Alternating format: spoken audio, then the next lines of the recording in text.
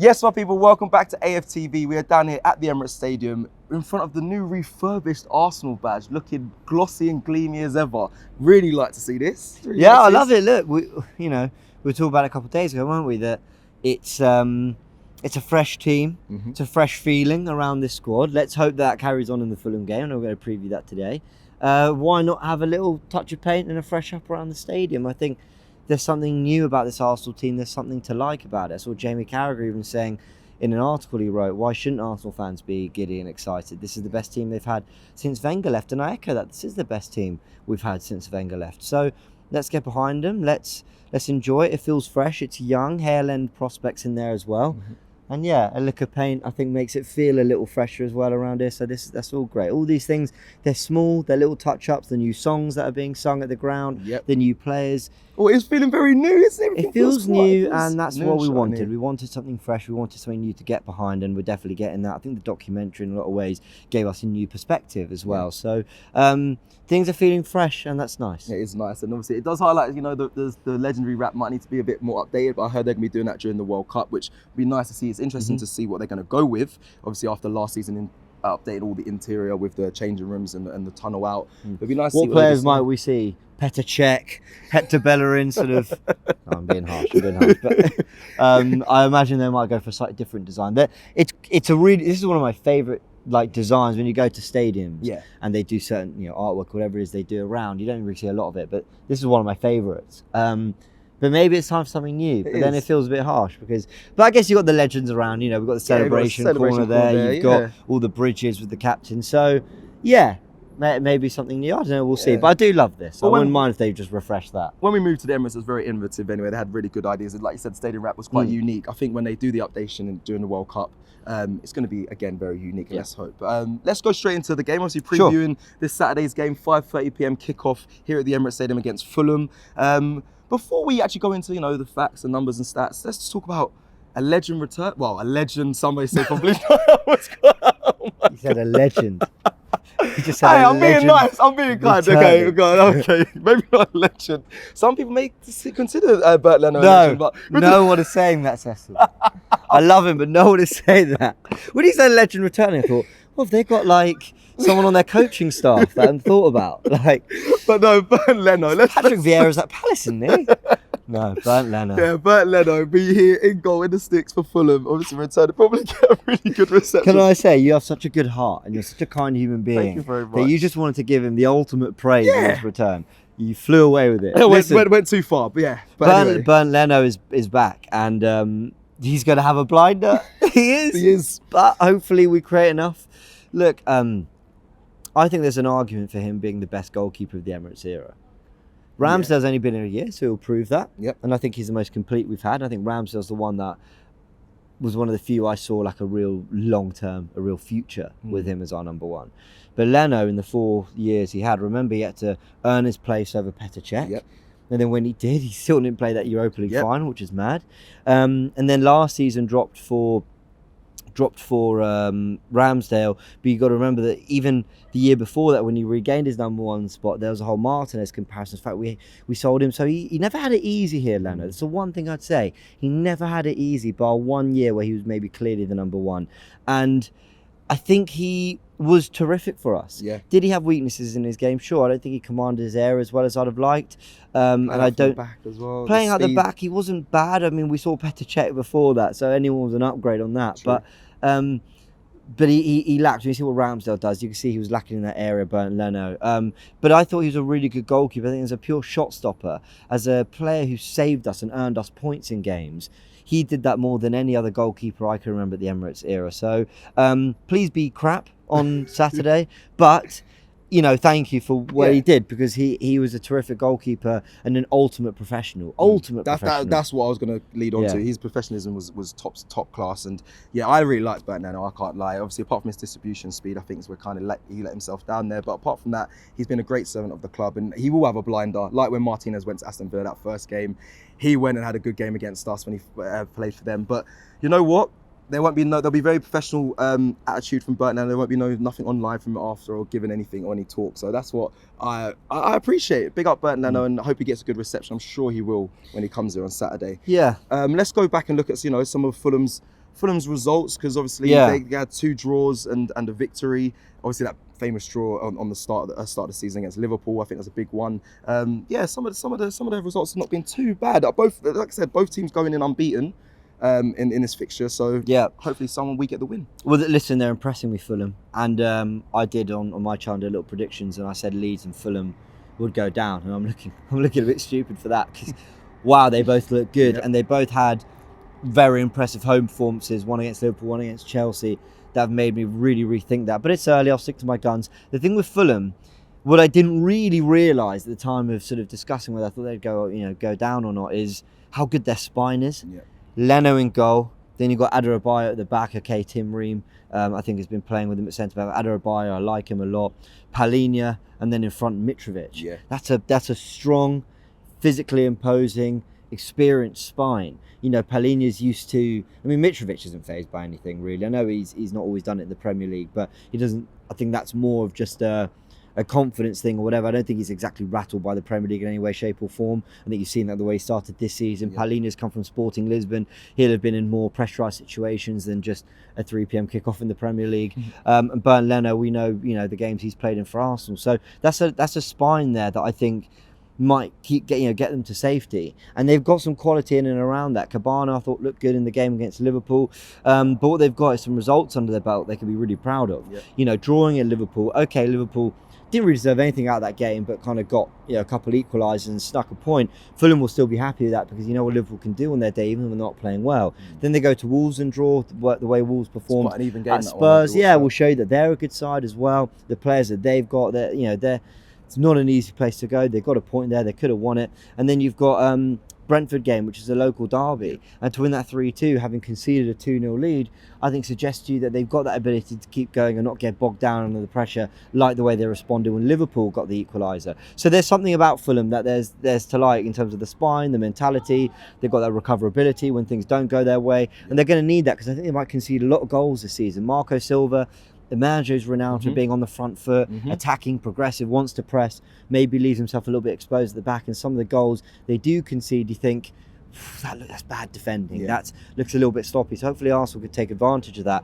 But they're a good side for them. I think they might surprise a few, including myself. Well, I agree with that. Listen, we're currently obviously sitting top of the Premier League table, which is lovely to say. And obviously they're sitting in 7th now.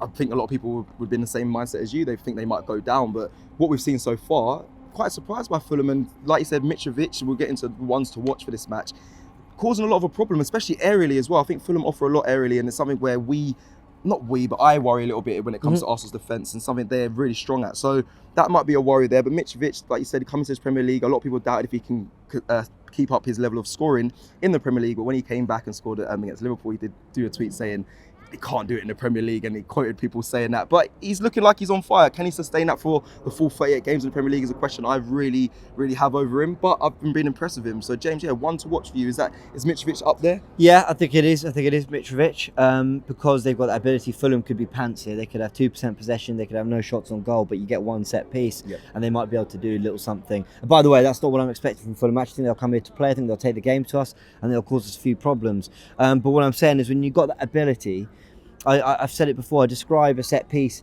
as like an ace in tennis, okay? You don't get them as guaranteed as in tennis where you're serving every 2 games. But what I mean is, if you can serve an ace, you just bang, you got yourself on a point on the board without having to do much. Sometimes a set piece can be a way of just getting a goal without having to do much. You're not really playing that well, but boom, good ball into the box, goal, you're 1-0 up, or you've equalised or whatever, and suddenly the confidence can flow from that very moment. And when you look at some of the goals they scored, okay, Mitrovic leaping over Trent Alexander-Arnold in that way, then gets the goal against Brentford to win it. Palhinha scoring from a corner as well. They've already shown an aerial ability that Arsenal have to match. Now, aerially, Arsenal have done quite well. They've improved under Nicolas Yeova from set pieces, and they've been scoring a few themselves. What goals against Bournemouth, Leicester and Fulham? We scored from a set piece situation in all 3 of those games. So Arsenal have improved in that area massively when it comes to attacking them. Can they defend the likes of Mitrovic? And it might mean a little change at right back. Yeah, 100%. I like that you said there about I expect them to come to the Emirates and try and play against Arsenal, play good football. I actually think that bodes well for Arsenal. I really believe that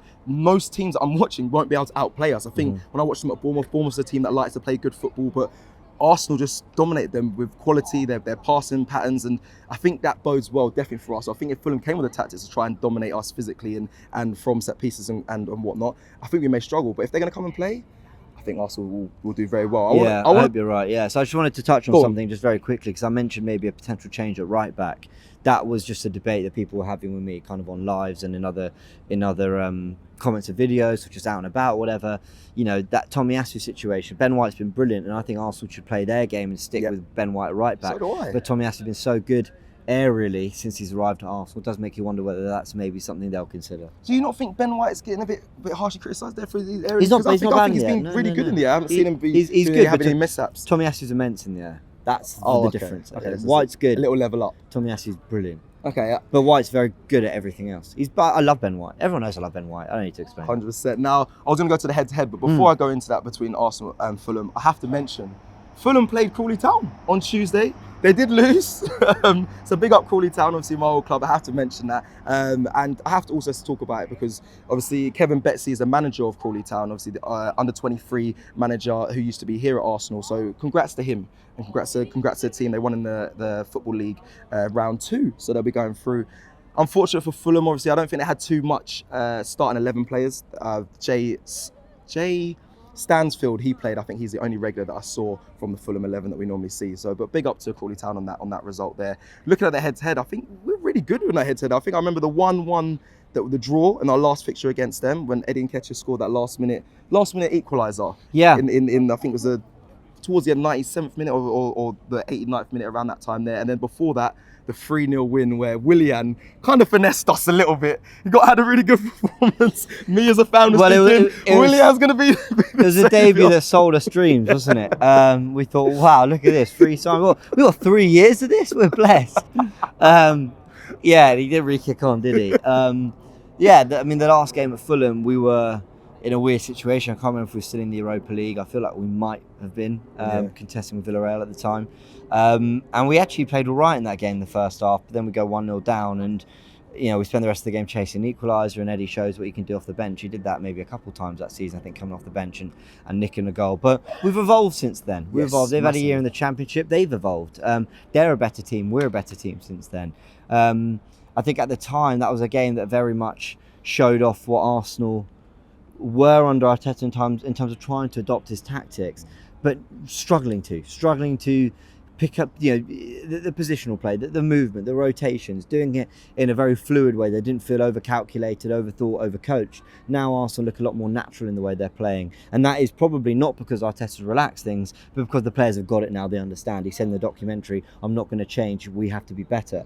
And I think hopefully that will reflect itself in this game, and we'll be able to look at that game from 2 seasons ago, but about a year and a half ago, and say, look how far the team's come. But yeah, in the game up before that, we beat them 3-0. In the games before that, we had a very good record, won 5 or 6 of them before. They haven't had a good time of it against us in the league. And they've had a couple of years in and out, and I think we didn't play them between 2014 and 2018. So there's a bit of time, in between those fixtures, but generally Arsenal have commanded this fixture quite well. All right, James, well listen, we're coming towards the end of the Although, may I just say, we did draw 3-3 with them, I believe in 2011, 12. Maybe 13. One is around then. And Mikel Arteta missed a stoppage time penalty. So he's got a history of bad days at the Emirates with Fulham. Well, let's wrap up with getting your score prediction and also ones to watch from Arsenal side, James. Who will you be keeping a close eye on throughout this game? Who really needs to have a good game? And your score prediction, because we know how you sometimes be. I don't want to hear a 1-1, James. I know how pessimistic you can be at times, or cautious, shall we say. I'll go 2-0 because I'm 2-0. I'm expecting Berliner to have a good game. I really am. He'll want to prove a point, and he's a very good goalkeeper. 2-0 to Arsenal, right? Oh yeah. Okay, I was going to say. You said if we expect him to have a good game, I was thinking him keeping a clean sheet. Not that good, I'm hoping, but I do think he'll have a good game, and I do think they're looking a good side. Yeah, a little leaky at the back. 2 goals against Liverpool, 2 goals against Brentford conceded, but. I actually think they'll give it a good fight. So I'm going to go 2-0 Arsenal. And the player for Arsenal, keeping an eye on. You spoke about Mitrovic for Fulham. Who are you keeping an eye on for Arsenal in this game? This is tough. Will you be looking at that right back position to see if Arteta goes for the Ben White Tomiyasu, or are we looking more forward? You know what? I guess we'll go with Saliba, because Saliba or White. Let's go White. Okay. If he can deal with that Mitrovic aerial threat when it comes. but it could be Saliba, of course. But if they can just keep him quiet and they can deal with the long balls, get in front. Saliba's very good at intercepting. He's very good at getting in front of his man when the ball's pinged into feet, getting there and launching a counter-attack for Arsenal. I think that could be something that will be crucial to Arsenal. Basically, you've been a player. You know when you think you've got the ball and you're running forward and then you have to just sort of jolt back because you've lost the ball and suddenly you're going back the other way. Those little moments can be a good way to they can be a good way to unsettle a team that's meant to be organised, that's trying to keep their shape, might sense an opportunity for a counter-attack. So the likes of Saliba, Ben White are going to be crucial to get in front of Mitrovic, ensuring those attacks start, but also when those balls come into the box, dealing with them. Yeah, okay. Well, listen, I'm going to go with 3-1. I'm quite confident for this game, and as I should be. Arsenal show me so much in these opening games to give me that confidence. Our away record is very good. I know we're here at home on Saturday, but haven't conceded away. Coming here at home, I think we might concede. That's why I've kind of given the 1 there. I expect Mitrovic to be a big problem as well. So 3-1 for me, and it's going to be very good. It's on this Saturday, Carnival weekend as well, if everyone doesn't know. If you haven't seen the new Jamaica drop as well, it's nice. New Jamaica-inspired Arsenal pre-match kit, so they'll be probably in that on Saturday, which is hopefully. Have you got it here? Do you want to let's get out the bag? Let's get out the bag. Why not? I've got to bring it on. Go on. So do you know what? Unveil to everyone. I'm going to be honest. Turkish won't be happy. I bought 2. So I bought the T-shirt, which you can see here. Lovely, lovely, lovely. I bought the T-shirt and I got the jumper. Okay, is that a jumper? Yeah, I've got the jumper. I thought it was just a long sleeve version. No, I'm a fan of the jumper. Oh yeah, it's a jumper, yeah. So I'm a fan of jumpers. Thicker. So I got the jumper. So hopefully Arsenal do get a nice victory this weekend and have carnival vibes going on throughout the weekend and celebrate with that. Like this video if you've liked this video. And also, yes, there is new merch for Arsenal. Like this video if you've liked this video. And that's going to be there. I'm going to keep it. That's good. We'll keep it on. So now you've got your catchphrase. Yeah, so now I don't have one. Brilliant. I'm the only one. Right. Like I said, the new Jamaican theme top's out at the Arsenal store, and obviously we got our own merch as well. Come and join us. Here's the Christ Redeemer top with Gabriel J. Zeus on there. Come and get some of the merch. It's one of my favourites as well. Link in the description. 100%. Subscribe here if you're new. Let us know in the comments below your score predictions and your thoughts ahead of this game. Should we be excited? It's Fulham here at home at 5:30. Stay tuned for all the content coming your way around the match, and we'll see you again very soon. Take care. Shop for AFTV merch at shop.aftv.co.uk. Subscribe to us on YouTube. Follow us on Instagram, Facebook, Twitter, TikTok, Snapchat and Twitch. We've got content for every platform, so check it out.